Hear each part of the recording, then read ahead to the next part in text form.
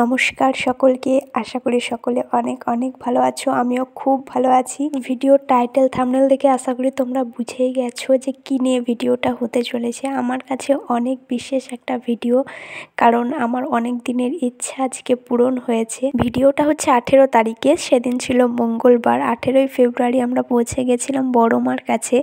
হ্যাঁ, নৈহাটির বড় মা। আমার অনেক দিনের ইচ্ছে ছিল মায়ের দর্শন করা। হঠাৎ করেই দুদিন আগে আমাদের প্ল্যান হয়ে যাওয়ার জন্য। তো ভোর ভোর রেডি হয়ে সোজা পৌঁছে যায় দুর্গাপুর স্টেশনে। সেখানে ট্রেন ধরে নিই। 6:30টার মতো টাইম ছিল ট্রেনের। একদম ডাইরেক্ট ট্রেনটা ছিল নৈহাটি অবধি।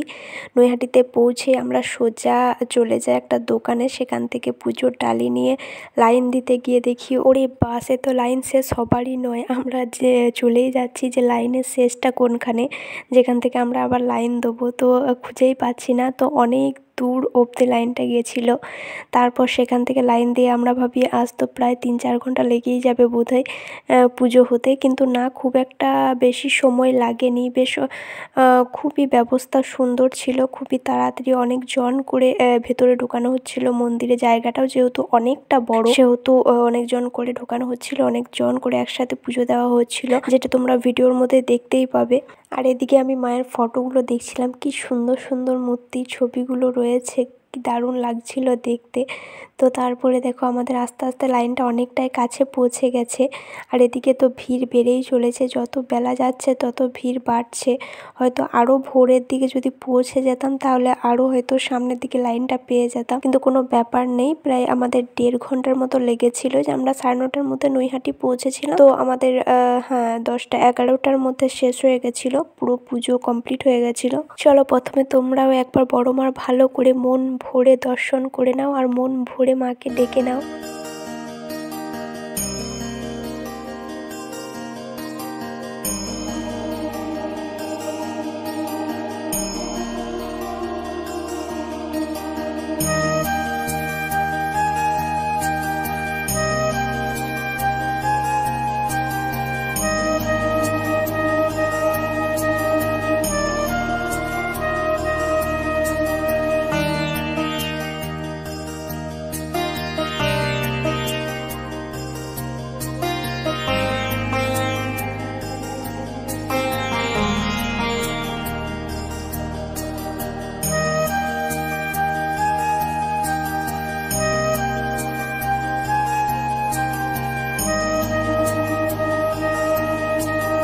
তো পুজো আরে সব কিছুই কমপ্লিট হওয়ার পর আমরা আবারও বেরিয়ে গেছিলাম। সেখান থেকে ট্রেন ধরেছিলাম শিয়ালদা অবধি, কারণ সেখান থেকে আমরা পৌঁছে যাব কালীমার কাছে, মানে কালীঘাটে।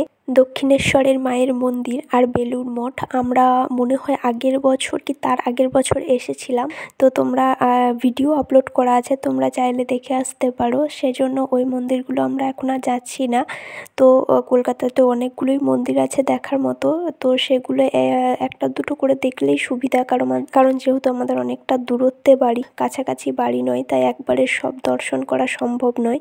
আগের বার যখন এসেছিলাম তখন আমার মা গেছিল আমার সাথে, তো এবারেও মাকে নিয়ে আসার কথা ছিল, কিন্তু আমাদের যেহেতু একটা অন্য প্ল্যান রয়েছে, আমরা আজকেই বাড়ি ফিরছি না, অন্য দিন ফিরবো। এখান থেকে আমাদের আরেক জায়গায় যাওয়ার কথা আছে, তো সেজন্যই মা আসেনি। কেননা মা একা একা বাড়ি ফিরুক সেটা আমরাও চাইনি, অন্য আরেকবার সবাই মিলে তখন আসবো। আর আমরা কোথায় গেছিলাম সেটা তোমরা ভিডিও লাস্ট অবধি দেখো, তোমরা দেখতেই পাবে।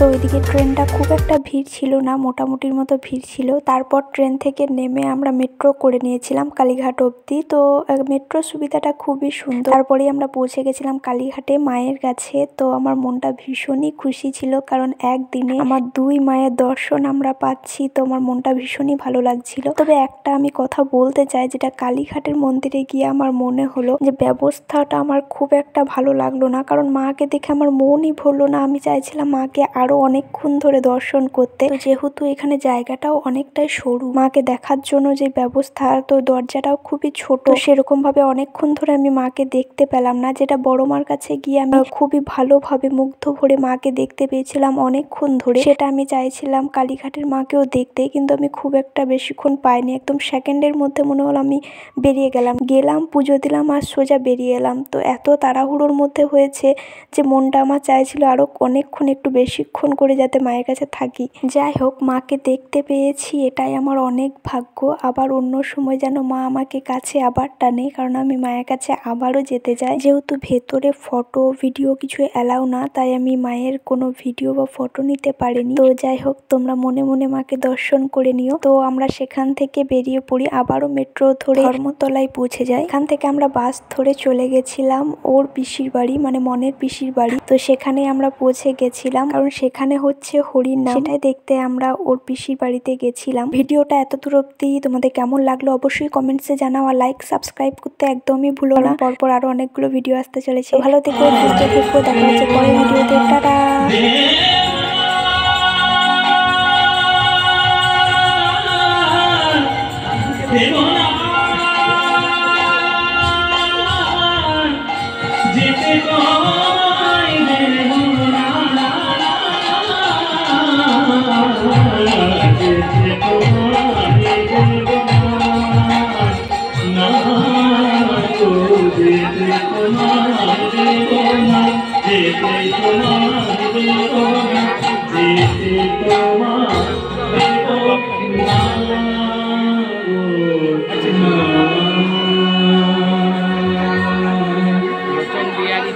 সেই রাত্রে রামচন্দ্র রত্নমালাকে পরিত্যাগ করলেন। সাধুর বুকের বামে আজ পবিত্র সোনার মতো কাজ করেছে। জঙ্গল ভাবরে